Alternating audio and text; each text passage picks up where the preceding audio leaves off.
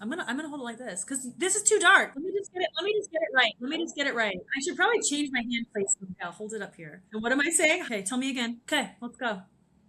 Right now? Hi, I'm Kelley Wentworth, and you're watching Survivor Squared. Hi, my name is Wendell Holland. Hey, my name's Eric Eldridge. Hi, this is Troy Zan. And you're listening to Survivor Squared. Survivor Squared. Survivor Squared.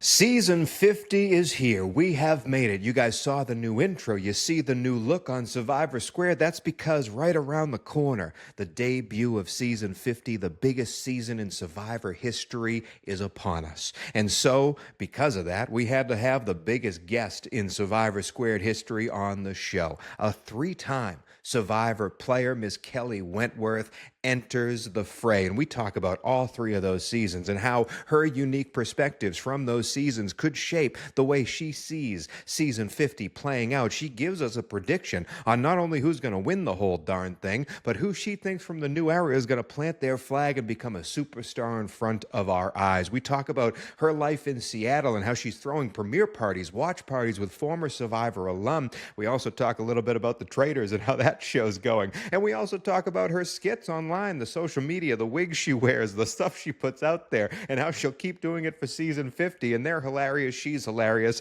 Even though the lighting in her Seattle home, it was getting dark, okay? She had to hold the lamp with one hand, talk to me with the other hand. We made it work for you guys, all right? We made it work, and we had a blast talking with Kelley and breaking down what season 50 could be from her eyes. And if this is your first time watching the show, welcome. My name is Tony Squares. If you like what you see, give us a like, give us a subscribe, help this channel grow. And if you want more of it, we interviewed Wendell Holland, former Survivor winner, and he broke down how season 50 is going to play out from his eyes. Me and my co-host Bailey Buffs, we gave you a whole season 50 power rankings, went through each individual player, their pros and cons, and how we think they're going to play on this season. That's right here. But on Wednesday, all those predictions are out the window because we're running. We have the show. We see it in front of us. We can see how it plays out. And every single week, me and Bailey will be breaking down every episode of Survivor on this channel. We'll be having guests come on. We'll be predicting what happens in the future, reacting to the craziness. Hopefully no secrets this time. And we'll be breaking it down from start to finish. I cannot wait. I am pumped up. My whole entire journey on Survivor has led me to season 50, and it has to start off with Kelley Wentworth and the wonderful conversation that we had. I'm excited for you guys to see it. I'm excited for this season, and I'm excited for Survivor. So, I'll see you on the other side.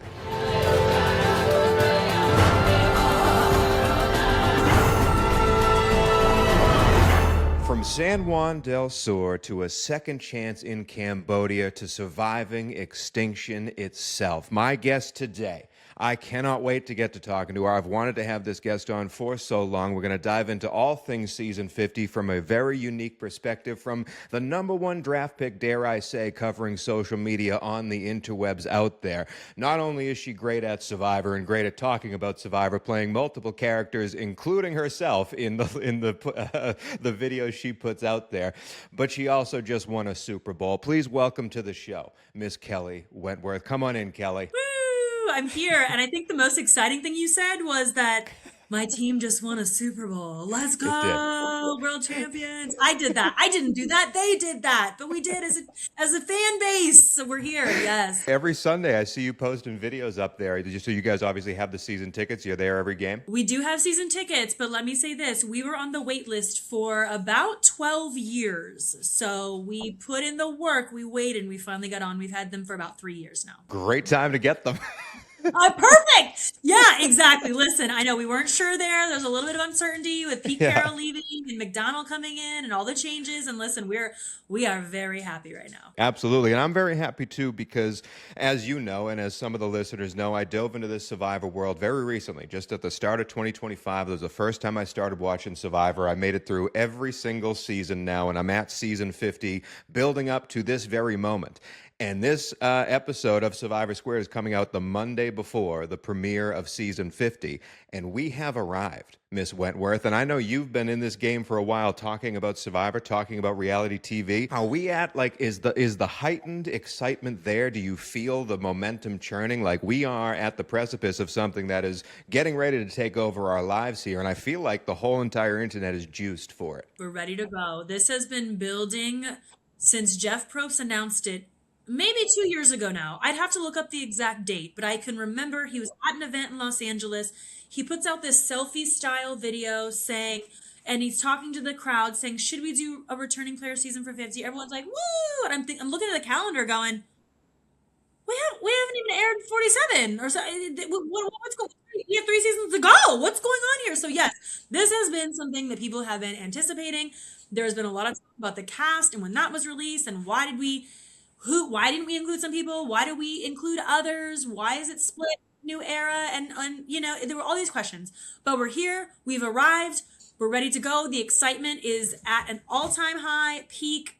Let's run it. I can't wait for it. And I'm excited to have you on, not just because of your knowledge of it, but because of your unique perspective in the fact that you came back and played not once, but twice. And I want to kind of start there. You obviously played on season 29, and it was a quick turnaround for second chance on season 31. That's kind of similar to some of the players that played on season 48, like Kyle and Joe and Camilla, even Savannah and Rizzo, who had a week off back at home before they're heading back to Fiji for the next game. And then you also took a couple of seasons in between before coming back for season 38. Obviously different game plans when you're coming in. It's a full returnee season versus just 4 returnees for Edge of Extinction.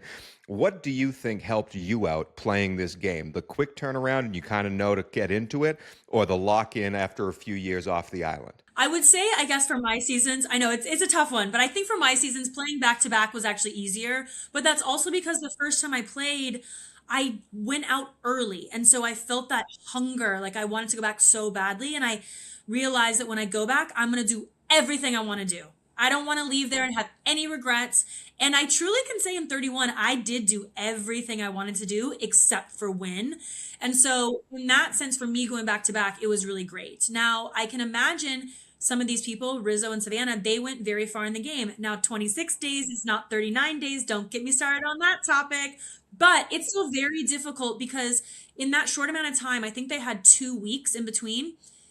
There's a lot of processing once you've played Survivor. You really need to get home and be back with your loved ones and think about that experience you've been through. If you're someone like Savannah who knew they won, you're kind of riding this high. Like you maybe don't know what you could have changed because you won. And then you have someone like Rizzo who's maybe going back in those 2 weeks and saying, what could I have done differently to get further? I mean, it really came down to a fire making, right? So I don't know in terms of him what he has left to think about, but you don't really have that time to process. So I will be very curious to see how these 2 people play, if they do change anything, because in my experience, the time between the 2 seasons was enough that I realized the mistakes I made and what I needed to change to do better. Looking at 38, that's a tough one because I was a captain, so that season was always going to be a little bit strange. It's just captain seasons are very difficult. So I would say, though, that going in with that time off, you kind of have to get used to the production thing again, and you're trying to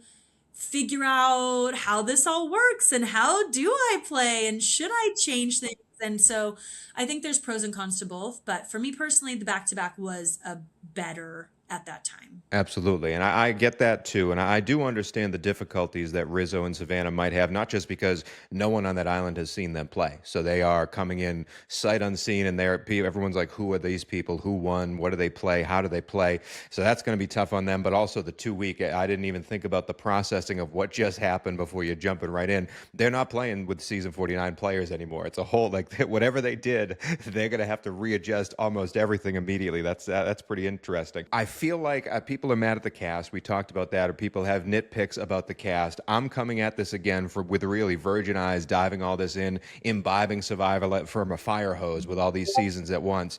And I really enjoy that we have the 12 and 12 of the old era and the new era, because that new era crowd, all those second chance players on season 31, not all of them were favorites. Not all of them were like, I'm sure there were people asking, why was this cast on season 31 when I didn't really know them the first time that they played? Exactly.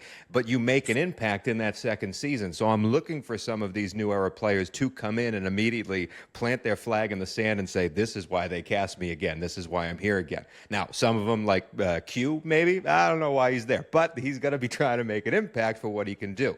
Is there anyone on that new era cast that kind of pops up and you're like, I'm excited to see what they do this go around? Yes, there are a couple of people. And I do want to say something, though, about what you touched on in terms of people coming back for a second chance and nitpicking the cast. I think that the reason that people were a little bit confused is because when you look at Second Chance, that was all people that had only played one time.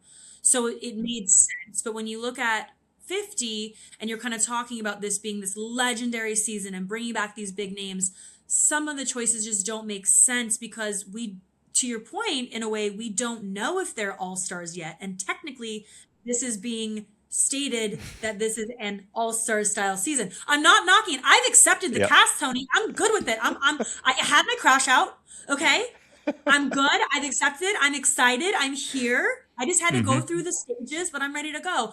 But talk about who am I excited about in terms of people that are coming back for a second time. Tiffany Irvin, I'm very excited to see. I think that she can go very far because she's just not going to be an immediate target like some of these other people. And that's an interesting thing when you look at this cast. We have winners.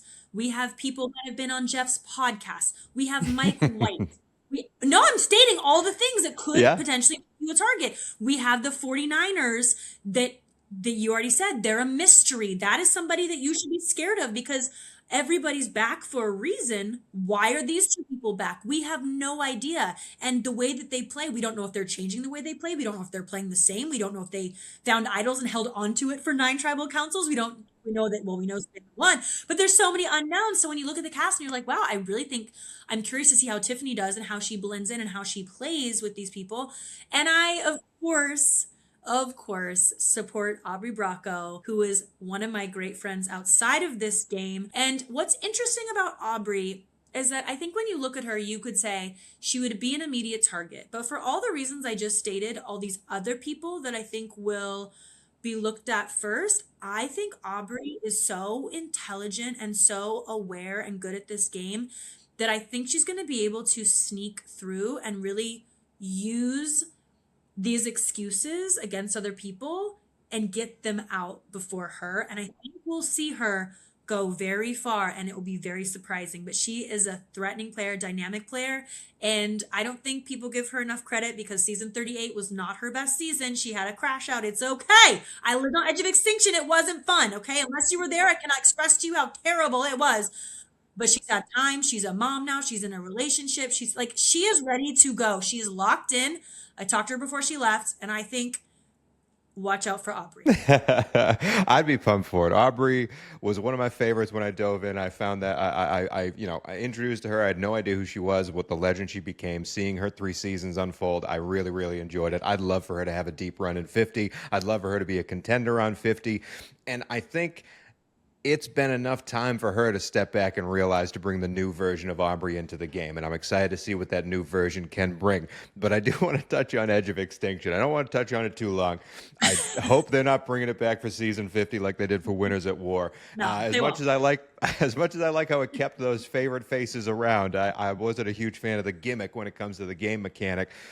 But when I was watching season 38 on my binge, I put a story out there about how it was crazy what was going on, and you messaged me and just said season 38 was hell, or it was hell. And I'd love to know from your perspective, what don't I know about what happened on season 38? Okay. So season 38, let me start out by saying I think we were the guinea pigs for 40. Because in 40, they wanted to make sure that, and Jeff has gone on record and said this, we use Edge of Extinction in 40 because we wanted to make sure that all of the favorites, all the old schoolers would not be eliminated, which they were in the beginning, but we got to see their full journey. Yes. It was also incredible for Natalie Anderson. She went out first and then gets to the final 3. I mean, there are cool stories from 40. So yes. I think 38, we were guinea pigs for it. Edge of Extinction, though. Okay. So my experience on Edge of Extinction, you got there and there was nothing to do. And Survivor is already bad enough because of that, because on what we call the off days, there's just nothing. Think about all the things at home that distract you.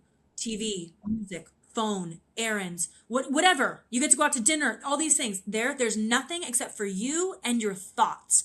And when you're voted out of Survivor, typically you go to Ponderosa and you get to eat and you get to drink and you get to hang out and like talk about what happened and gossip with the other people and be mad at the people in the game. And you're not in the game anymore. So it's just totally different. You can just kind of escape in a way. And Edge of Extinction, you couldn't escape. But not only that, there were no resources. You want to eat rice for the day? There wasn't a bag of rice at camp. You had to go like 4 miles uphill to get rice. And when I tell you rice, half a cup, half a cup. So it got to the point, and I got there a little bit later than other people. It got to the point where we would all sit there and say, okay, who's going to get the rice? And we'd all look at each other and go, maybe we just don't even eat today because it was that awful. We are both not a fan of Extinction Island. You've lived through it. I watched it, and I still wasn't a fan, but I get that, man. That's Survivor already. The older seasons especially still have that vibe of these people have to walk a mile to get water. They have to move elephant dung to get a pot of water, then boil it, then wait for it to cool, then drink it. Like it's much more Survivor-y than today's Survivor where the water's just in a bucket and a ladle. But that Extinction Island factor, to me, it tried to capture that old, we're really surviving in the rough out here, but never really gave you guys the opportunity to survive in the rough. It was all like it was like a big video game. Like you guys, you had to, as you said, walk 4 miles to get that rice rather than things in the wild. It was all set up for you guys to do things in order to survive. And it was, wasn't my favorite. Hopefully it's not there on 50. I think we're going to be safe on that side. But I'll put it to you this way. There's many different ways to play the game of Survivor. There's many different avenues to go down. You've played it many different ways, especially when it came down to idol hunting. You put yourself out there, you got the idols, you knew when to play them. You knew also how the alliances were moving, especially in season 38, trying to get people on your side. Where's the votes going, all that stuff. There's many different avenues to win, as I've seen in my watchings of this season. People do it in various different ways. What Kelley Wentworth do you respect out of a player the most? Do you more respect the physical, crazy challenge beast? Do you more respect the people who fly under the radar, the anyone but me strategy? Do you respect the people that are a leader from day one? I mean, there's every way you can win it, but what do you watch and go, that's a great winner? I love a good social game. But I also love the psychology of Survivor because you're taking strangers, putting them together, and this is what the core of the show is, putting them together. They have to figure out a way to live together and get along and win challenges to stay safe. But if they don't, they have to vote each other out. So you're looking somebody in the face and telling them, I'm not voting for you. And then you have to go to that tribal council and you have lied and you have to find it within yourself to vote them out. Now, they could be your best friend or they could be your enemy. Some people you're glad to vote out, some people you're not. But I think people that can play a great social game and insulate themselves because of their relationships is incredibly, incredibly impressive, especially under the conditions that we're under, because it's hard to think. Sometimes in confessionals, I know when people watch it back, I know this myself, you don't even remember what you said. I'm like, oh, I said that? I don't even know what day that was. I don't even remember saying that because you are not eating. You're not thinking clearly. It's very difficult. So I personally love a good social game. That's interesting that you say that because I get a lot of that from when I make my recaps and I talk about, I rank the winners and I rank the seasons and stuff. People often get mad at me when I don't respect the social game enough because to me, especially in the early seasons, Survivor didn't really show that. They don't show that too much in the edit. They've gotten better recently. Like I just watched Kenzie in season 46. Amazing social game by her. And they actually show how that works. She becomes friendly with absolutely everybody, and that's what got her the votes. But the social game is a blast to watch. I wish they showed more in the early seasons. I wish I knew why Tina beat Colby in season 2. Like I would love to see more of the social game. And you yourself had a fantastic social game. And on season 38, you met someone who you still built a relationship with and are still with today in Lauren, and now you guys are running premiere parties out there for season 50. So how did that happen? Obviously, we knew how you guys met on season 38, but how did that relationship grow since Survivor? Yeah, that's a good question. Lauren, I'm very close to, and then Aubrey I'm close to as well, obviously from that season. But I learned a lot from my first 2 seasons, and that's one of the things I did not do a good job of in season 29. And I know there was like a tribe swap and we were in pairs, but I know looking back that I didn't do a good job of getting close to John Mish. I didn't do a good job of getting close to Missy. So when I end up in a swap and I'm with these 2 other pairs, of course they're going to go together. So I knew that was that like self-reflection of like, oh yeah, that wasn't good. So when I went into 31, I knew I had to work on that. And then 38, I knew even more because I was a captain that I was going to have an immediate target. And so I said, okay, I've really got to build relationships very early on. And so that's why you see that funny scene where Lauren's like, I played collegiate soccer. And I'm like, I played soccer too in high school. Like, so cheesy, but I'm like grasping, like I'm trying to get anything where we can be close. And I think the thing that led Lauren and I to being so close outside of the game is that we went through so much together in Edge of Extinction. We were the losing tribe week after week after week. We ended up on Lesu, which was almost as bad as Edge of Extinction. We had nothing there. We just were down so much. We could never win. And so you almost become closer in those moments because you have nothing but each other. Even though you're voting each other out, like there's no one there to save you. It's just you. And so you have to do your best to just eventually get that win. And so I think coming out of the game, we just naturally had, personalities, similar personalities. Yeah. Now we do premiere parties occasionally. This 51 is going to be crazy. Pac Northwest is ready. Pac Northwest, Seattle, we get no love because we're not the East Coast. We're not LA. We're not Dallas. We get no love. So there is a good community here and they are showing up. This party is probably going to be our biggest one and we are so excited.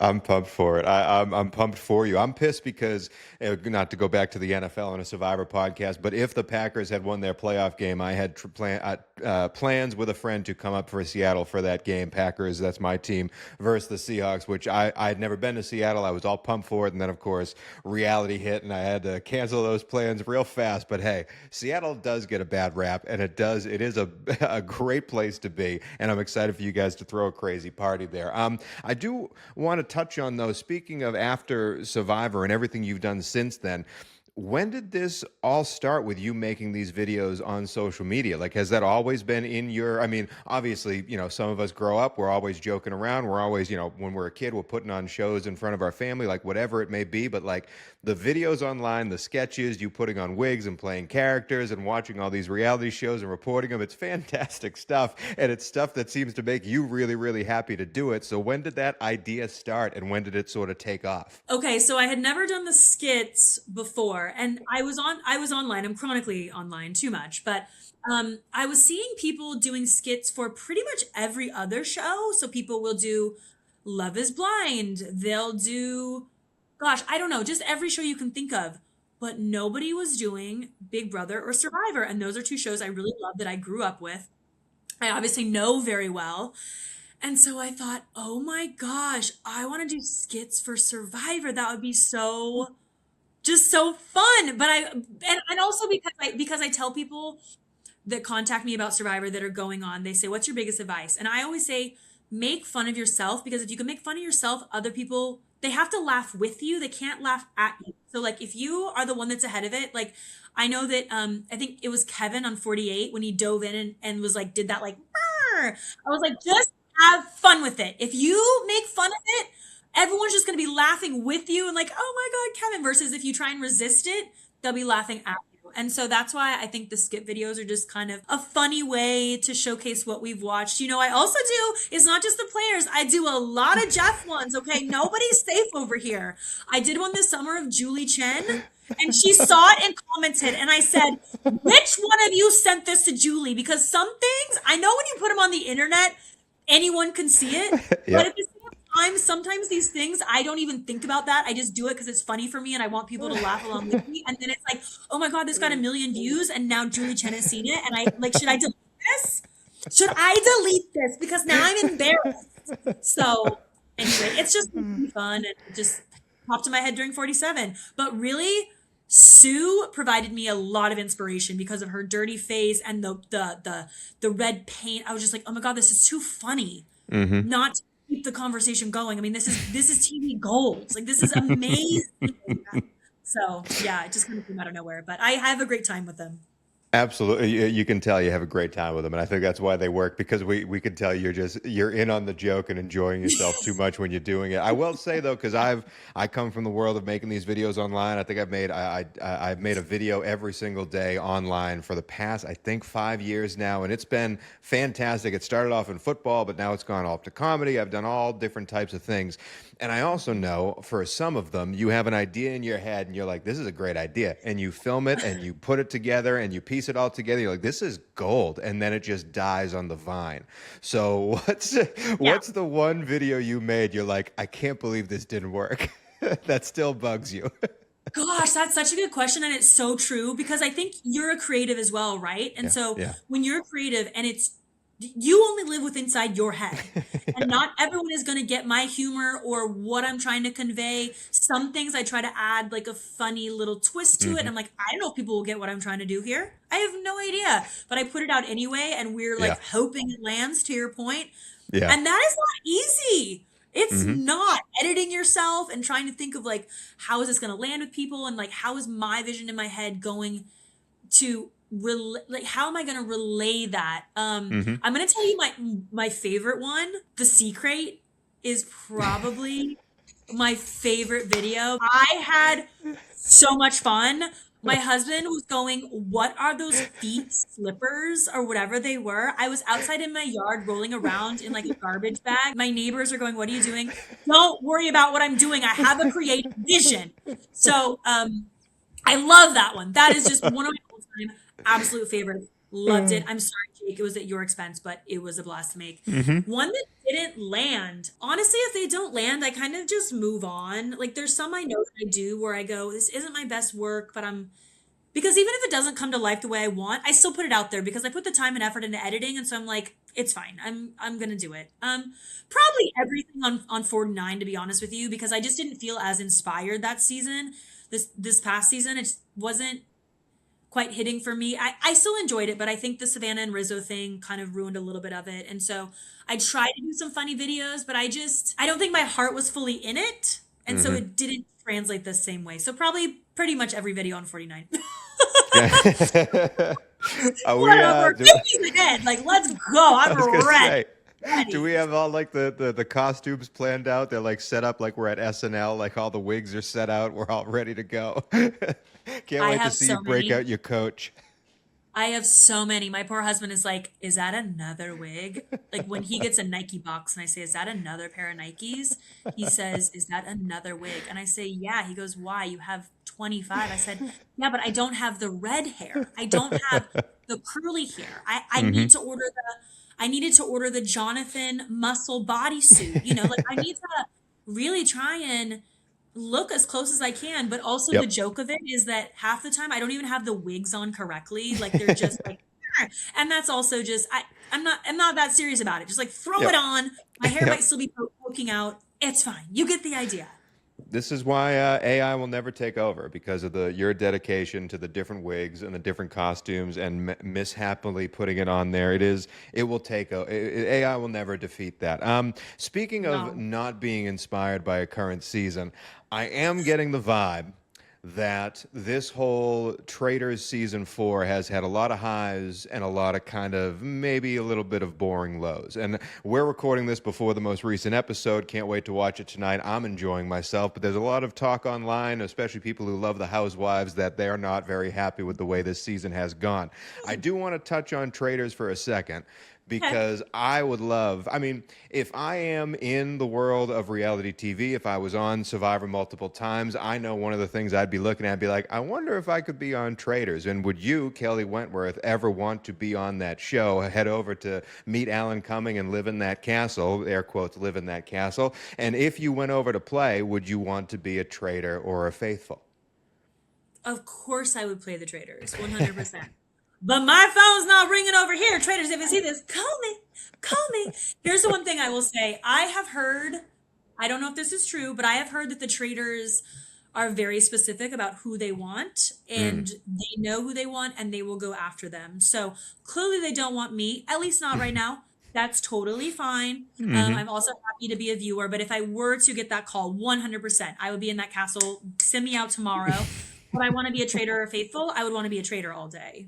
I probably shouldn't put that on record. I would want to be a faithful. Yeah. I mean, I've thought about this myself because me and my friends, we play the games when we're hanging out. We do all the different types of ways you could play Traitors, Mafia, and all that other jazz, and it's just so much more fun to be a traitor. You can say you want to be a faithful. We know you're lying. Like, it's so much more fun to be a traitor, especially now they have all these different weapons they can give the traitors and all these different powers they're throwing in the game. Rob from Love Island is showing you how great it is to be a traitor in that game, and it'd be a blast to play. Speaking of reality TV, though, I am now done with my Survivor binge. I have gone 1 through now. We are entering into 50. I somehow made it.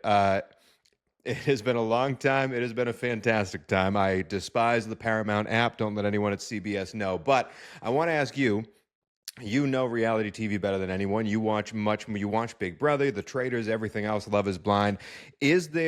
What should be my next reality TV binge when I start at season 1 and make it all the way through? What should be my next dive in if I want to keep making these videos and keep this vibe going? Because I've loved the world of reality TV, so I don't want it to stop just because I've caught up to Survivor. Oh gosh. Okay. Have you watched The Traitors UK? Yes, me and Mom watch that when I go home for Christmas. Is it so good? It's great. Is it not? Have you seen season 2? I've seen them all. It's fantastic. Oh my gosh. This is why I'm excited for the civilian traders in the US, because it's gonna be so good. You just get they don't know each other. Well, sometimes, but they don't know each other. They're hungry for it. They've got a different perspective on how they want to. I'm so excited. So, okay, you've seen that. That doesn't help me at all. I'm trying to think. I mean, I would say Big Brother, but that is such a commitment. Yeah, it might be Other tough. seasons with like 50. I don't even know. Wait, have you seen Australian Survivor? That a lot of people are pushing Australian Survivor. I've had guests on this show push Australian Survivor, and listen, I'm always interested to go abroad. I'm an equal opportunity employer. I will gladly go over to overseas to the Australian shores here. But I've asked this to a guest before. What is the difference between Australian Survivor and American Survivor? Because I've heard the argument that Australian might be better. Australian Survivor just gives me a little bit of old school Survivor feeling. The challenges are really physical. The production of it's almost like a movie. And I know some people it's so funny because there's some people that hate that. They hate that it seems that produced and is so over the top, but I love it. I think it's so fun. I think they introduce the players in a really fun way when we first meet them. There's a really great strategy. They do fun twists with some of the idols and advantages, but not like going off to a mountain and climbing it, hiding it in the food, not to give too many spoilers, but they just do things that old school Survivor did, I think, that we moved away from. And it just makes you feel good. Like you just want to keep watching it. They have just great players, great characters. Yeah. It's just really good. It's really, really good. Yeah, hey, really if you, the Survivor expert, are going to tell me that this Survivor is good, then I think I should listen to that for sure. But I do want to turn the conversation towards 50. I don't want to take up too much of your time. I'm very thankful that you're giving me this time to interview you I know, here. the light's going down. I'm getting I'm blending in as I'm like, I'm like a traitor right now. I'm like, you're in the turret. You're in the turret right now. I'm about to just hold this. Yeah. I'm here. Well, okay, let's go. I'll just hold this the whole time. No, we don't need the arms getting tired. But speaking of traitors, dark here. Let's turn this Survivor 50 question into the traitors' turret. We know the cast of season 50. We know the tribes, the 3 tribes of 8. We know who they're going to be, so we can kind of make predictions on the beginning points of this game. So if you're a traitor right now, who are you going to murder first? Who gets the first boot in Survivor 50? It would have to be one of the 49ers. Wow. It has to be. It's too much of an unknown. That's the simple answer. Yeah, I know. Sadly, because I love Rizzo and Savannah, but sadly, I think it's so hard to not have it be Rizzo or Savannah. I'm interested. I'm rooting for them both.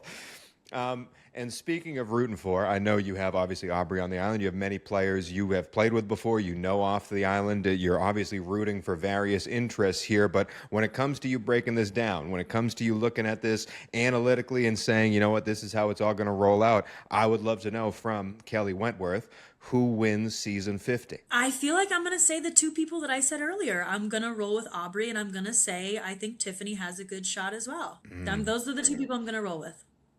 I like that. I would love to see Aubrey win. I would love, in my heart of hearts, to see Aubrey win. It would make me very, very happy. But again, Kelley, Miss Wentworth, thank you for joining us on Survivor Squared. And we'll be back next week to break down, later this week, to break down the premiere of season 50. Bailey Buffs will be back in action. Cannot wait for all the world of season 50. Cannot wait for all the guests we have on this show. Cannot wait to go idol hunting in Los Angeles. There's so much happening with the craziness of this season. And again, if you like this show, if you want to see more of it, give us a like, give us a subscribe, help this channel grow. And until then, we're going to that island, baby. Fiji's right there. Okay. Well, that was wonderful, Kelley. Thank you so much. Oh, so fun. I'm sorry. It literally got so dark. I was like, I am literally Rob Roush right now.